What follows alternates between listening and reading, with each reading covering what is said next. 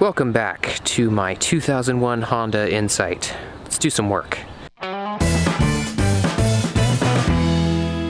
Alright guys, in order to get to the throttle body, you're going to have to take off the air intake.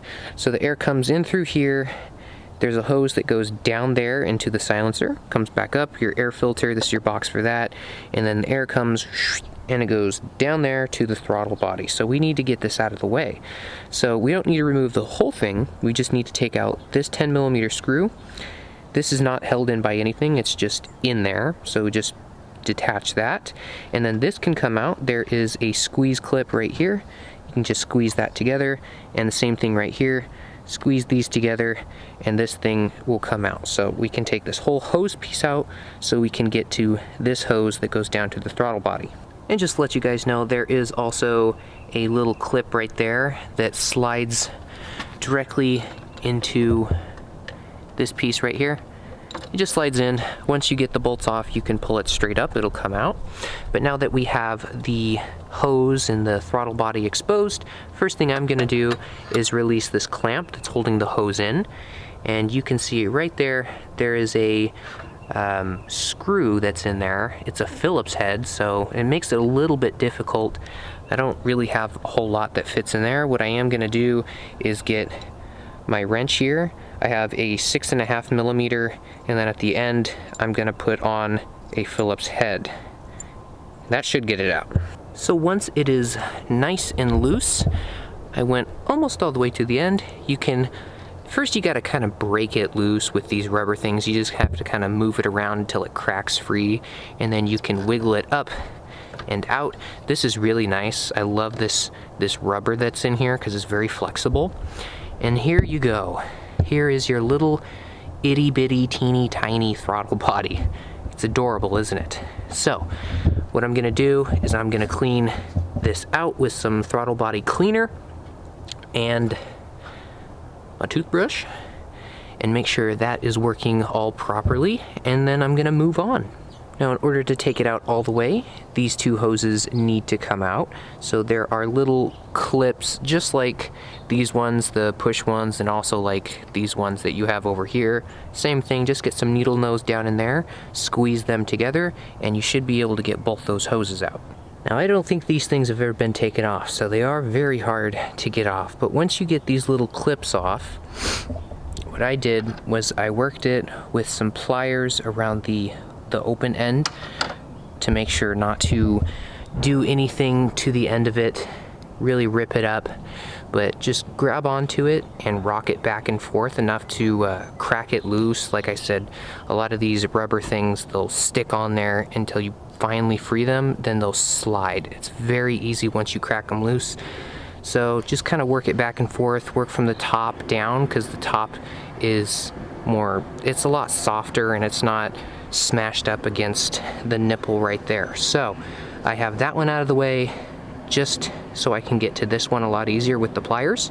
And these are coolant lines to keep everything cool, so you are going to have coolant. I only got a few drops out of that one. I put this one up so it's not going to leak, it's up above everything else. And I'm going to do the same thing to this one, pop it out and put it up. So once that's out of the way, then we can take the bolts out and get this throttle body out.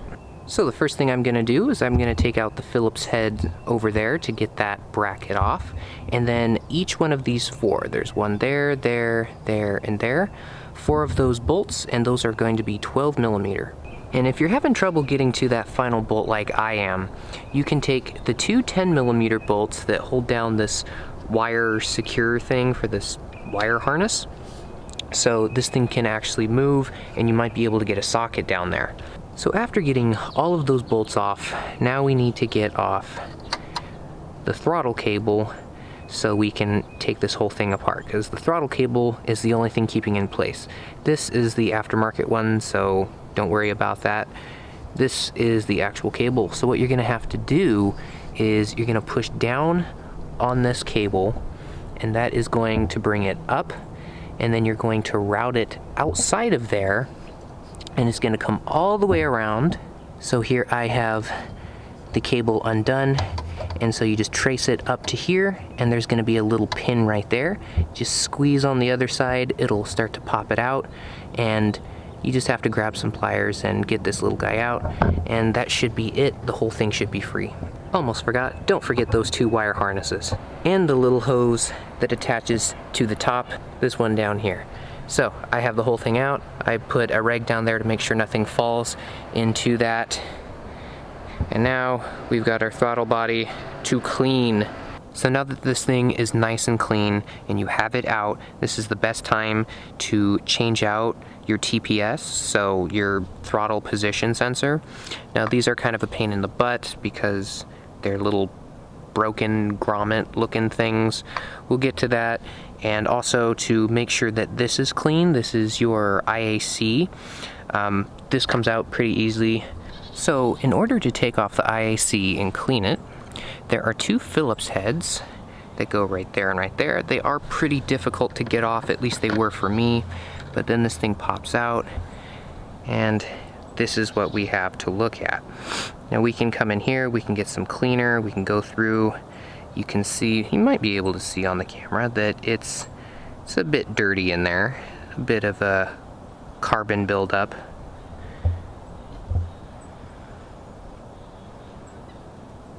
So there we go, nice and clean. I'm gonna set that off to the side. And now I'm gonna work on the TPS. Now the TPS has these 2 broken off screws, so it's a normal screw with the head broken off. Now you can either drill this out, or some people have been able to clamp down on it and turn. A lot of people recommend that you get a chisel, get it right on the top and smack it until you create something that looks like that. It's just a divot at the top so where you can get a flat head in there and spin it. I was not able to do that. I tried, like you might be able to see there. I tried, but was not successful. What I did do was I got the chisel and put it in between the plastic and this metal washer that goes around here. And I bent the washer up on both sides, and I did that so I could get these bad boys in there, crimp down on it, and finally turn it. And I grabbed it on the washer because the washer is like really tight on there. If you move the washer enough, the whole thing will start spinning. So I was able to get this one out, and the new one, you can buy a new one, of course I'll link it down below. The new one that I have comes with a new set of screws because they know you have to do this. So that's great. I don't have to worry about finding new screws or reusing these. So here is the new sensor. It comes with a gasket, and it comes with the bag, screws, washers. So when we put this back in, you need to make sure that this little arm right here, this is what it looks like on the inside, that little arm has to go into the little slot right here. So the arm fits in there, so when it's rotated, it'll push up against these sides and it'll actually be able to spin this.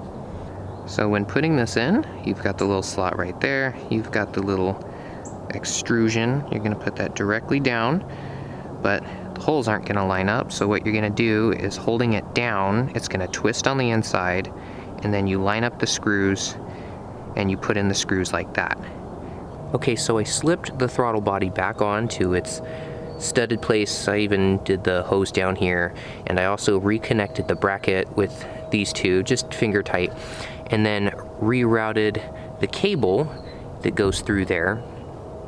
So all I need to do now that everything is temporarily back in place, is I need to plug in the TPS so I can make sure it's calibrated correctly. In order to do that, it needs to be plugged in, and there's a few different ways that you can do this. Last time I did it, I just put wire through here and routed it outside. You can watch that in one of my Camaro videos where I did the TPS sensor, or you can stick a pin in through these wires. It should be the red one is your power, so your positive, and the green one should be your negative. So you're going to turn your car not all the way on, but to the second position before starting, so all the lights in your dash come up, and then we're going to set the TPS. So what I did is I ended up using the pin method. Basically what you do is you get a very thin pin or sewing needle and push it in as far as you can until it hits the metal contacts on the inside. So not sticking it through the wire or else it'll damage it. And then once you get those in, get your multimeter and put it to volts. I don't know if I can do this with one hand, but you put both the leads on. Doesn't really matter positive to negative or anything. If it reads negative, you still get the same number. So we're gonna put the leads on there, and hopefully we'll, let me get this. I got this, I freaking got this.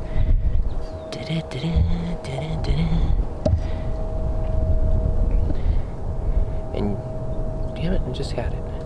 Then you'll get a reading there. 0.48 is exactly what you want.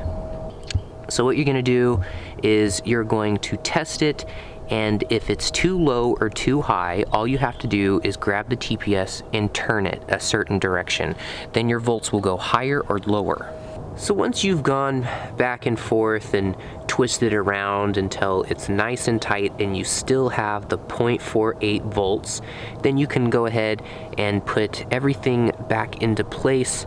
And if your idle is too high after the car is warmed up, you're gonna have to come down here to where the screw is at. It's gonna be right under here. It's gonna be this little screw. You're gonna undo the tiny little washer that's on there, that little nut that's on there, and then there's an Allen key that fits inside that. Then you can turn that so your throttle will stop at a different height, because right now that's going and stopping on top of the screw on the other side of the spring. So if you want a higher, then you're going to loosen that nut up, and then you're gonna screw that in further, so this ends up coming up further. For me, it looks like my cable, once I put everything back in, it looks like my cable is quite loose and has a lot of slack. So if you want to change that, you're gonna have to come up here, you're gonna follow the cable up, and you're gonna have this nut up here, which you need to loosen, and the one right below it to loosen. So depending on if you want the cable tighter or looser, you're gonna move these up or down, and then readjust the bolt depending on where you want it to go. So I want mine to be pulled up, so this nut's gonna have to go down, this one's gonna have to go up, and then this one's gonna have to go back up to meet it in the middle to make sure it doesn't move once I get it back to where it's gonna be. And the last thing that you have to do once everything is put back together is unplug your battery and plug it back in. Just leave it unplugged for a minute, just unplug it for a little while, clean some stuff up, come back in and turn it back on. Make sure everything, the ECU is all reset and everything is gonna be a fresh, nice start once you start the car. And once again, thank you guys for watching. I hope this helped you out if you do have an Insight. If not, I hope you enjoyed watching. Hey guys, thanks for sticking around to the end of the video. If you haven't already, make sure you follow me on Facebook, Twitter, and Instagram so you can get some behind the scenes stuff that hasn't happened yet and unreleased content that no one else has seen. And if you haven't already, watch that video. And if you watched that video, watch that video. And if you've watched both of those videos already, make sure you subscribe down here. Yeah, watch this stuff. It's awesome. And if you've watched that, and subscribed,